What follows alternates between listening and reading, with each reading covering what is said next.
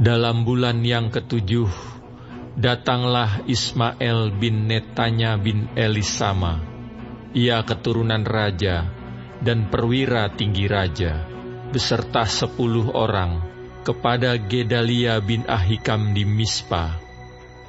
Sementara mereka makan roti bersama-sama di Mispa, maka bangkitlah Ismael bin Netanya dengan ke-10 orang yang ada bersama-sama dia. Lalu mereka memukul mati Gedalia bin Ahikam bin Safan dengan pedang.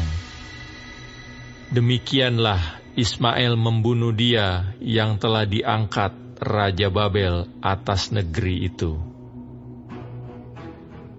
Juga semua orang Yehuda yang ada bersama-sama dengan Gedalia di Mispa, dan orang-orang Kasdim, yakni prajurit, yang terdapat di sana, dipukul mati oleh Ismael. Esok harinya, sesudah ia membunuh Gedalia, ketika itu belum ada yang tahu, datanglah orang-orang dari Sikem, dari Silo, dan dari Samaria, 80 orang jumlahnya. Yang janggutnya bercukur, pakaiannya koyak-koyak, dan badannya bertoreh-toreh. Mereka membawa korban sajian dan kemenyan untuk dipersembahkan di rumah Tuhan. Lalu keluarlah Ismael bin Netanya dari Mispa untuk mendapatkan mereka sambil menangis. Ketika ia bertemu dengan mereka, berkatalah ia kepada mereka, "Pergilah kepada Gedalia bin Ahikam." Tetapi ketika mereka sampai ke tengah-tengah kota itu, maka mereka disembelih oleh Ismael bin Netanya dengan dibantu oleh orang-orang yang bersama-sama dengan dia. Mayat-mayat mereka dicampakkan ke dalam perigi. Tetapi di antara mereka terdapat 10 orang yang berkata kepada Ismael, "Janganlah bunuh kami, sebab kami masih mempunyai perbekalan tersembunyi di luar kota, yakni gandum, jelai, minyak, dan madu." Maka ia pun membiarkan mereka, tidak membunuhnya bersama-sama dengan rekan-rekan mereka.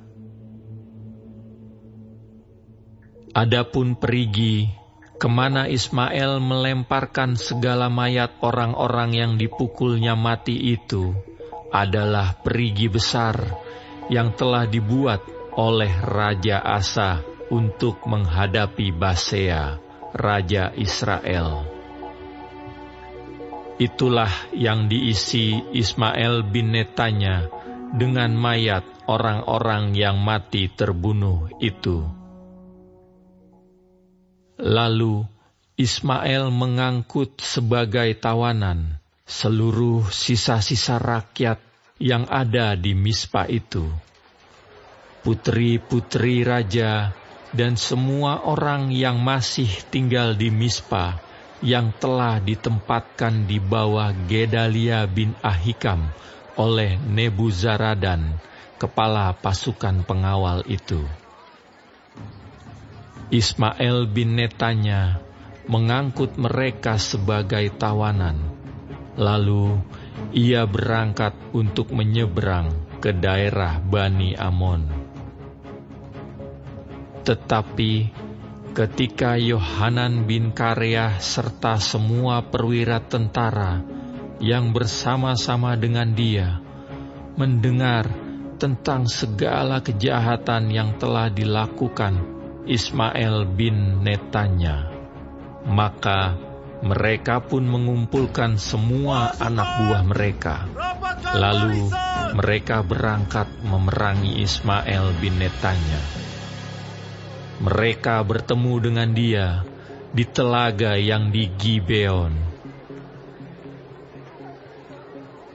Ketika seluruh rakyat yang bersama-sama dengan Ismael melihat Yohanan bin Kareah serta semua perwira tentara yang bersama-sama dengan dia, maka bersukacitalah mereka. Semua orang yang diangkut sebagai tawanan oleh Ismael dari Mispa itu berbalik dan pergi mengikuti Yohanan bin Kareah. Tetapi Ismael bin Netanya beserta 8 orang terluput dari tangan Yohanan dan pergi ke daerah Bani Amon. Lalu Yohanan bin Kareah serta semua perwira tentara yang bersama-sama dengan dia mengumpulkan seluruh sisa-sisa rakyat yang diangkut sebagai tawanan oleh Ismael bin Netanya dari Mispa, setelah ia memukul mati Gedalia bin Ahikam, yaitu laki-laki, prajurit-prajurit, perempuan, anak-anak, dan pegawai-pegawai istana yang dibawa kembali dari Gibeon. Kemudian mereka berjalan terus dan berhenti di tempat penginapan milik Kimham dekat Bethlehem, dengan maksud berjalan terus menuju Mesir, untuk mengelakkan orang-orang Kasdim yang ditakuti mereka, oleh karena Ismael bin Netanya telah memukul mati Gedalia bin Ahikam yang telah diangkat Raja Babel atas negeri itu.